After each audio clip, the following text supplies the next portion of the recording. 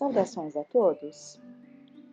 Para nossa reflexão, vamos trazer os ensinamentos que encontramos nas obras básicas, em que Kardec nos fala das influências que sentimos e causamos e endereçamos uns aos outros entre os encarnados, né? Na verdade, as influenciações, elas não partem só de espíritos para o encarnado.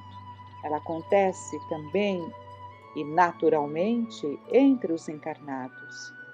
Então, nós estamos nos influenciando uns aos outros, isso é um fato natural, sofremos as influências positivas, as influências nocivas, maléficas, ao mesmo tempo influenciamos aqueles que se afinam conosco, aqueles que estão mais próximos a nós no convívio. E no livro Domínios da Mediunidade, há um capítulo 24 que André Luiz chama de luta expiatória, né? E para acrescentar nos ensinamentos de Kardec, nós sabemos que as influenciações elas podem chegar a um ponto tal que tornam-se obsessões, né? Então, quando mentes se ligam de uma forma contínua, insistente, persistente, duas mentes que se afinam, muitas vezes trazendo uma para a outra grandes danos, grandes malefícios, isso caracteriza obsessão, que pode se dar também entre encarnados, né?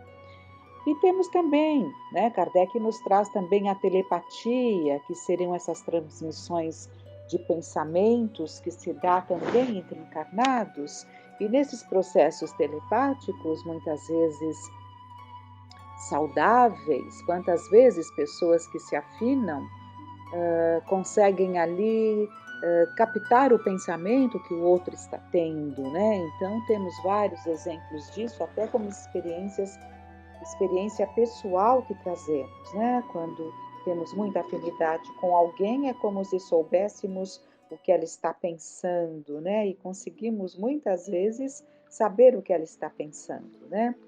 E nesse capítulo, então, Luta Expiatória, nós vamos ver o quadro dentro das suas características mais preocupantes, não de um convívio saudável, não de uma troca salutar, não de uma afinidade positiva. Vamos ver uma situação bastante delicada, bastante sofrida de uma família. Então, André Luiz nos relata uma sessão da qual ele participa, e ele está ali em aprendizado junto da equipe, e num determinado momento, nessa sessão que eles estão participando, um homem ainda novo, um moço ainda de uns 30 anos, mas que já aparentava um bastante desgaste pelo sofrimento que ele trazia, ele passa a ter ali convulsões, não exatamente convulsões, mas estremecimentos, né? E André Luiz fica observando e vê que havia próximo a ele, não longe dele, duas entidades de presença bastante desagradável, né? Que estavam ali observando os movimentos, mas não interferiram magneticamente. Então aquilo não estava acontecendo, aquele tremor involuntário, né? Aquele estremecimento involuntário, não estava acontecendo exatamente por uma atuação desses dois espíritos de presença desagradável, mas eles estavam ali, não muito longe, observando. E aí o Aulus, que é o orientador, que está ali orientando, né, oferecendo aprendizado para André Luiz e seu companheiro, ele diz, desde a infância, é Américo o nome desse moço, né? Ele sofre o contato indireto de companhias inferiores que aliciou no passado pelo seu comportamento infeliz. E quando experimenta a vizinhança desses amigos transviados, ainda em nosso plano, com os quais conviveu largamente antes do regresso à carne, reflete-lhes a influência nociva, entregando-se a perturbações histéricas que lhes sufocam a alegria de viver. Então, na verdade, eles não precisavam influenciar, porque apenas a presença deles já desencadeava nesse jovem Américo essa influência nociva, né? Desencadeando com esses estremecimentos. Então, o Aulus diz que desde a meninice ele vivia de médico a médico, fez todos os tratamentos ali muito invasivos da época, eletrochoque, vários tratamentos que deixaram ali a sua saúde bastante debilitada desde a infância. E eles vão observando essa situação, né? Aí os passes são aplicados e, por fim, né, ele se acalma e termina a reunião e André Luiz, junto de Aulus, né, essa equipe, vai até a casa desse moço, né, para aprendizado, para continuar ali na observação. Esse livro, Nos Domínios da Mediunidade, ele tem como característica o estudo da mediunidade, como o próprio nome que André Luiz coloca. Então, eles participam de várias reuniões, né, mediúnicas, e André Luiz vai nos trazendo vários detalhes, várias experiências que nos trazem muito aprendizado e reflexão. E aqui, particularmente, é uma situação muito sofrida, muito delicada, porque o jovem chega em casa, ele vivia numa apatia, num estado assim bastante deplorável, né? Tais os sofrimentos, ele era muito apático, melancólico, e ele retorna a casa e ele tinha uma mãe muito amorosa que o acolhe, né? E o ajuda ali a deitar-se, a preparar-se para o sono. E é isso que nós vamos ver agora, né? O que acontece quando ele adormece.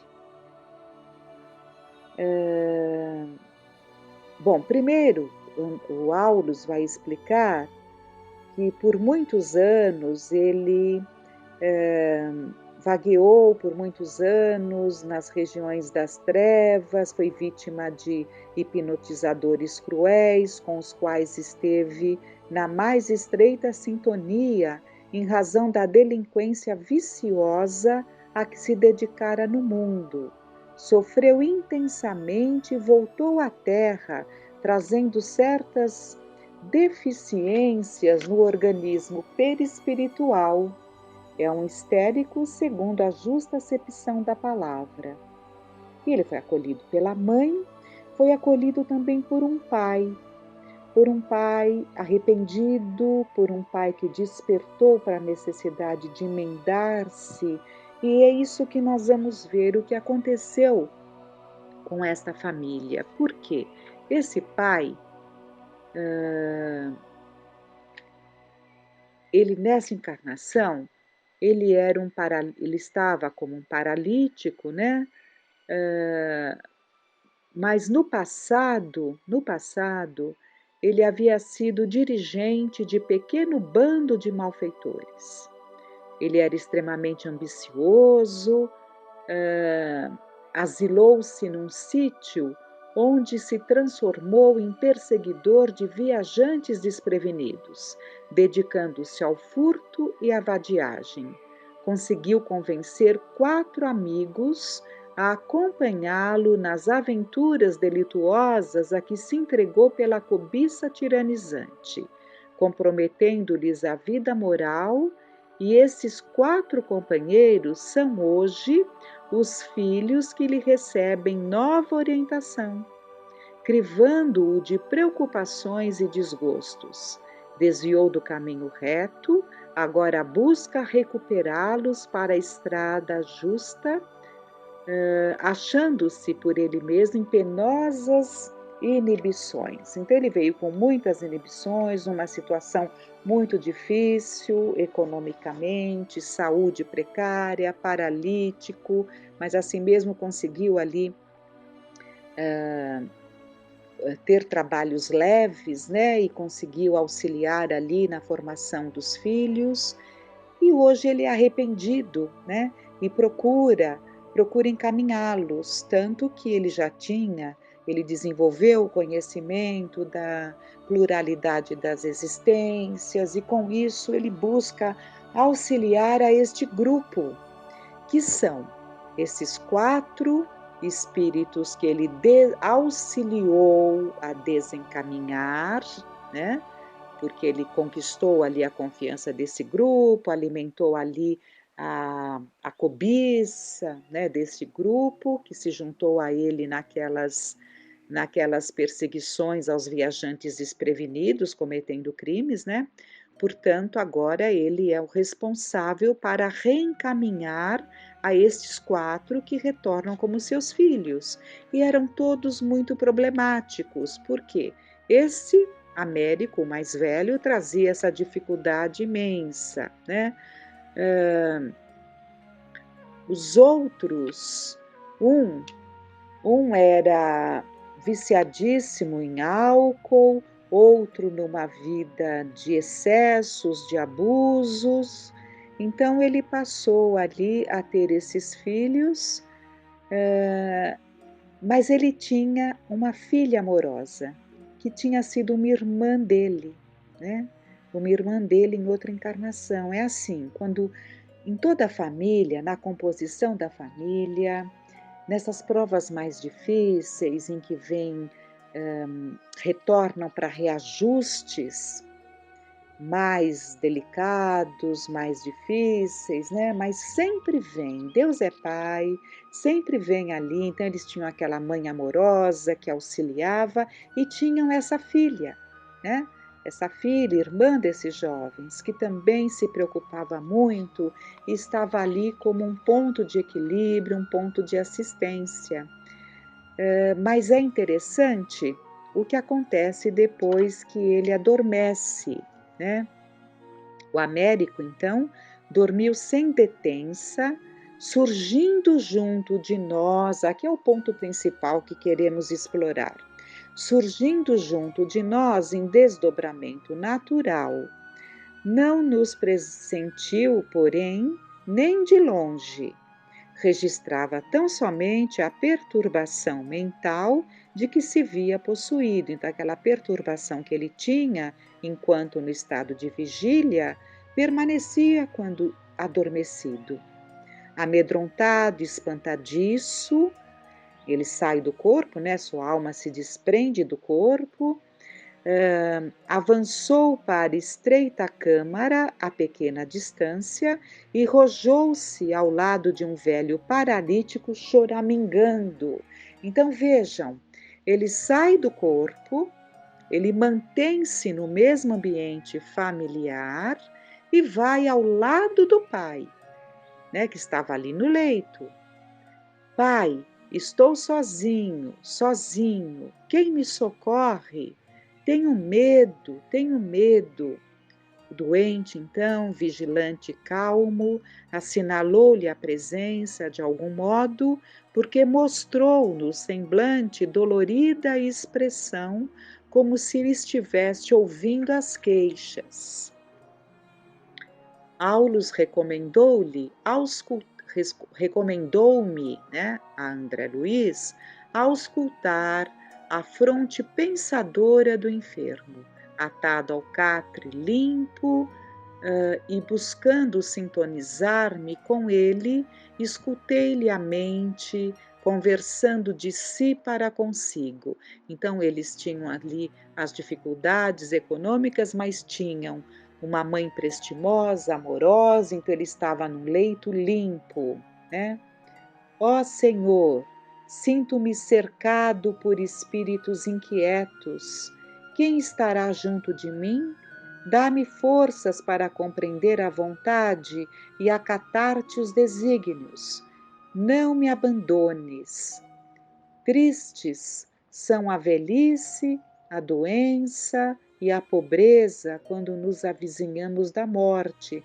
Então, André Luiz captou esses pensamentos nesse senhor, né? Nessas condições, que evidentemente não sabia que era o seu filho que estava ali ao seu lado, mas sentia esses apelos, né?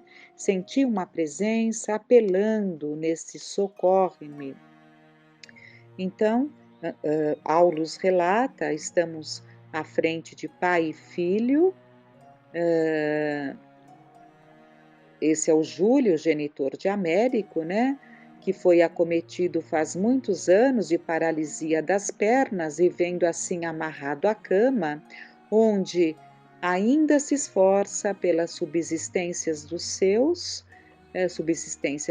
em trabalhos leves. Entregue à provação e à soledade, começou a ler e a refletir com segurança. Apreendeu a verdade da reencarnação, encontrou socorro e esperança nos ensinamentos do Espiritismo e, com isso, tem sabido marchar com resignação e fortaleza nos dias ásperos que vem atravessando, né? Então, vocês vejam que os cobradores estão do nosso lado e nos cobram, né? Então, ele em espírito, ele ia ao lado do Pai pedir socorro, né? Mas André Luiz relata que em determinado instante ali, quando isso estava acontecendo, uma jovem de fisionomia nobre e calma penetrou o quarto em espírito, passou rente a nós, sem notar-nos, e reanimando Américo, retirou-o para fora. Então, a irmã, que já comentamos, ao sair do corpo em desprendimento, preocupada com o irmão, o retira do lado do pai.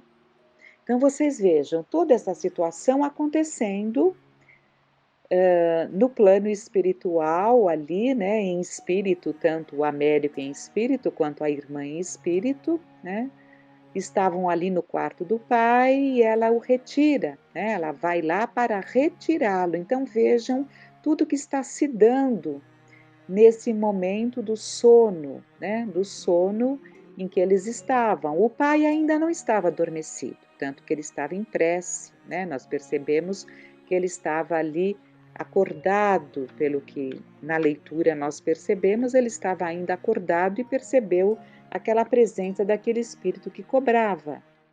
Então, o Aulus fala para eles: é Laura, a filha generosa, que ainda mesmo durante o sono físico não se descuida de amparar o genitor doente. Então, o André Luiz fica assim, né? Então ela está domiciliada aqui mesmo, e é dito que ela estava ali, né?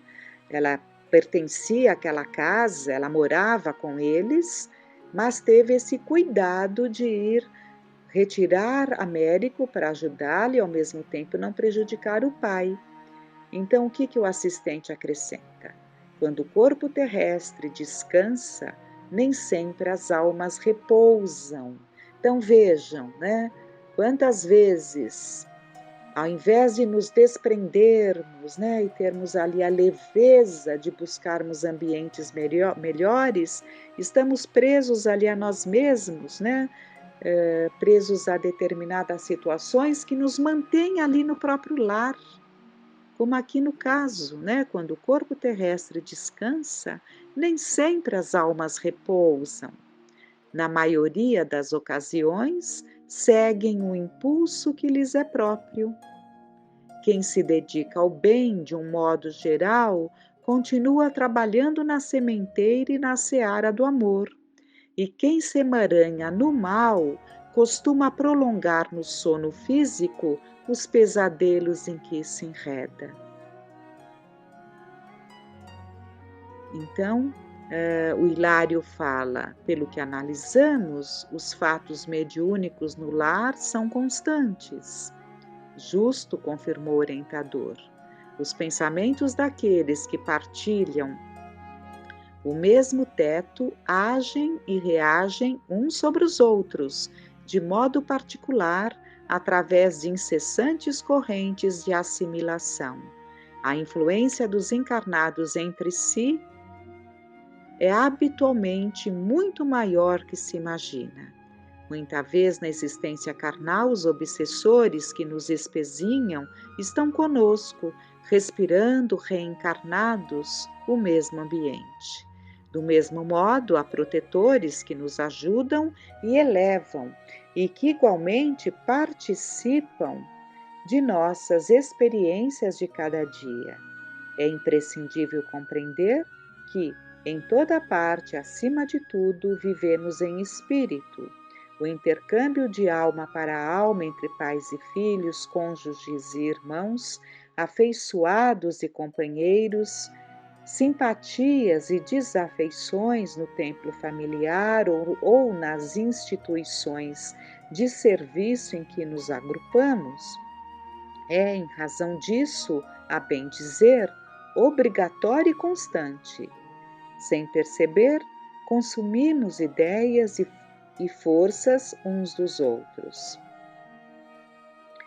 Então ele finaliza, dizendo que o Américo teria condições de ir superando aos poucos com os tratamentos que ele vinha buscando na casa espírita, entrar num processo de mais equilíbrio para até trabalhar na sua mediunidade o que lhe faria um grande bem.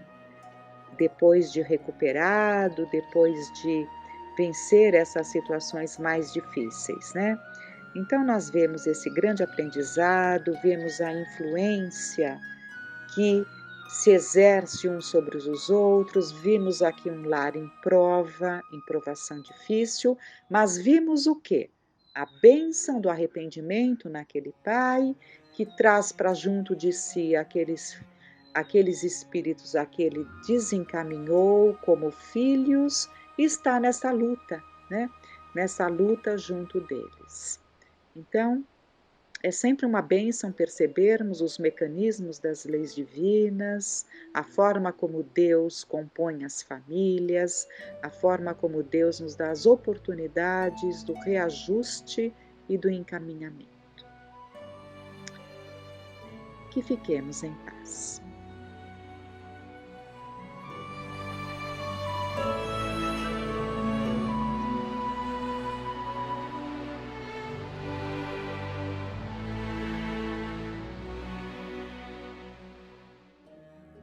Olá a todos, nós hoje trouxemos do livro Entre Duas Vidas, que é um livro bastante interessante, que são psicografias, são mensagens de pessoas desencarnadas que enviam para os seus familiares, isso através da psicografia do Chico Xavier, e que foi organizada por Elias Barbosa, que ele compila todas essas mensagens.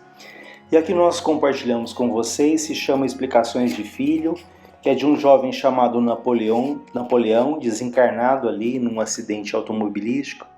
Ele envia uma carta ali para os pais, sobretudo para o pai dele. Ele diz: meu pai, abençoe-me juntamente da mamãe, pedindo eu a Deus nos proteja.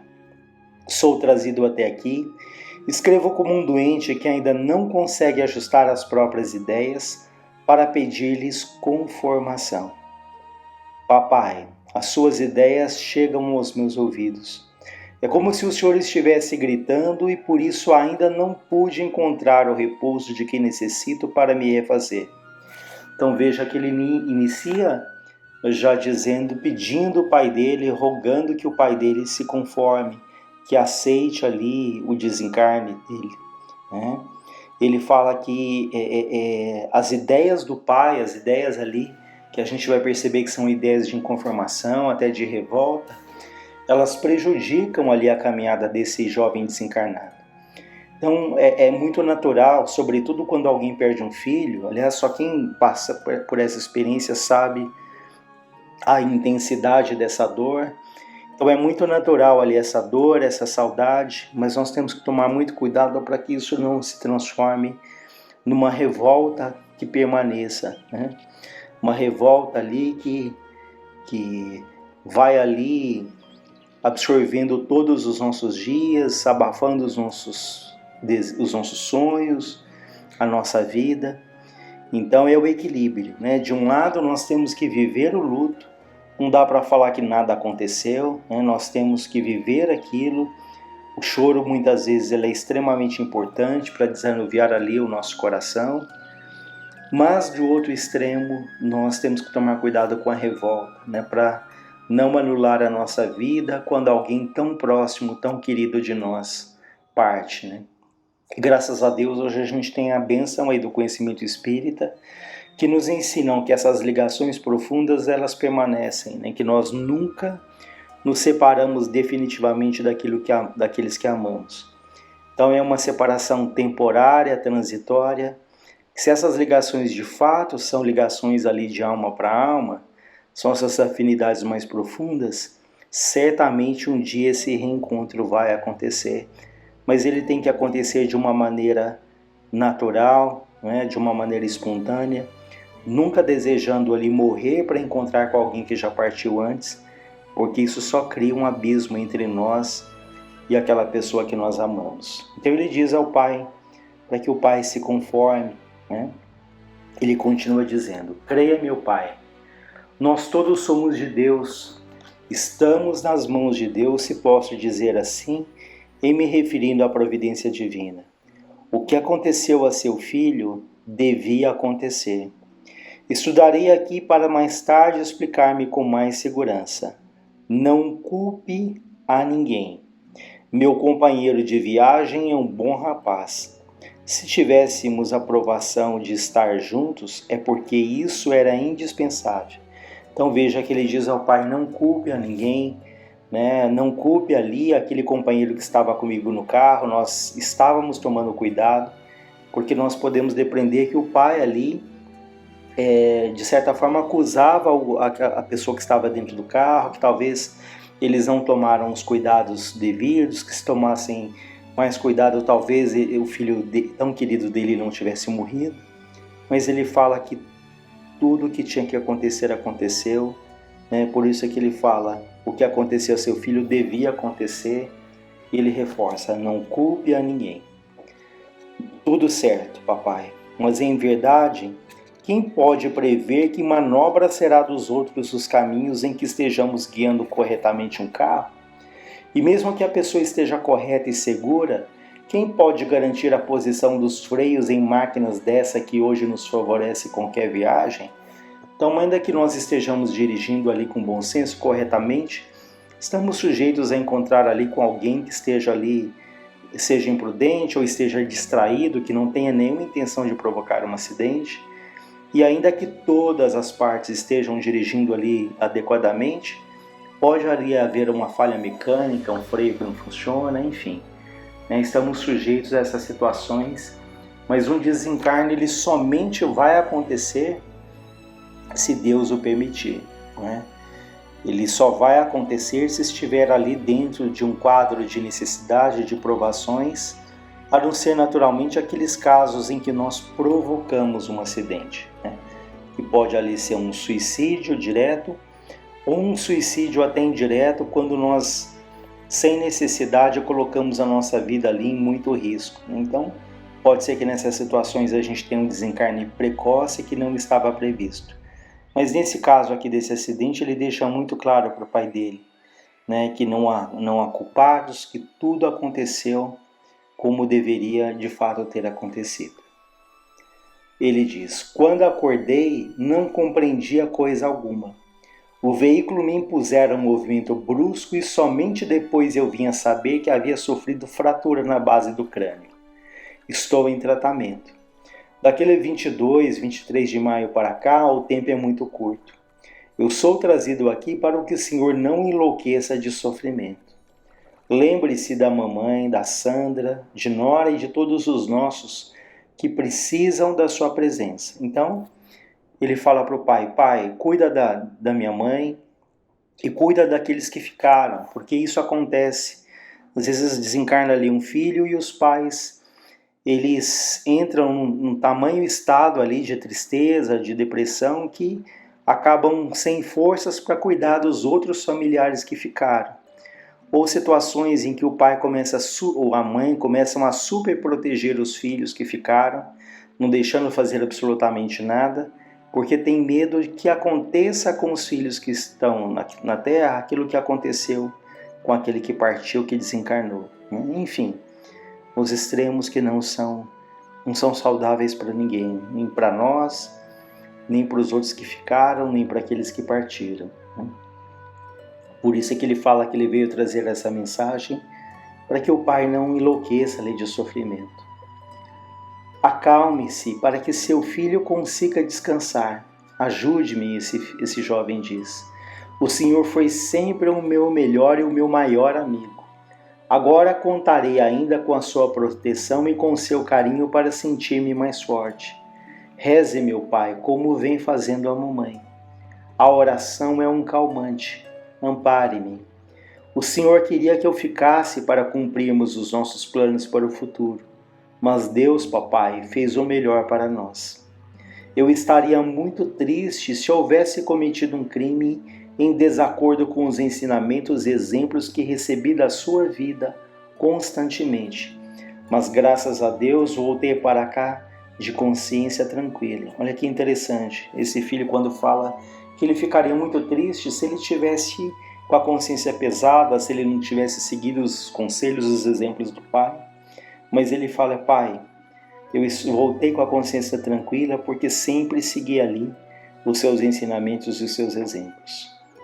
Se pudesse, pai, eu teria permanecido em sua companhia e na companhia da mamãe. No entanto, as razões da vida espiritual devem ser respeitadas. Nada sei senão que sofro escutando seus pensamentos agitados. Não guarde revolta, meu pai. Aceitemos as leis de Deus. Prometo, quando souber os motivos pelos quais devia fazer aquela viagem a Pirinópolis, então esse acidente foi numa viagem a Pirinópolis, lá em Goiás, ele fala que promete que quando ele tiver detalhes, quando ele compreender melhor, ele dá mais detalhes. Por agora eu peço calma e paciência, e sobretudo a cessação, o fim de qualquer pensamento de suspeita sobre o companheiro que tudo teria feito para salvar a minha vida.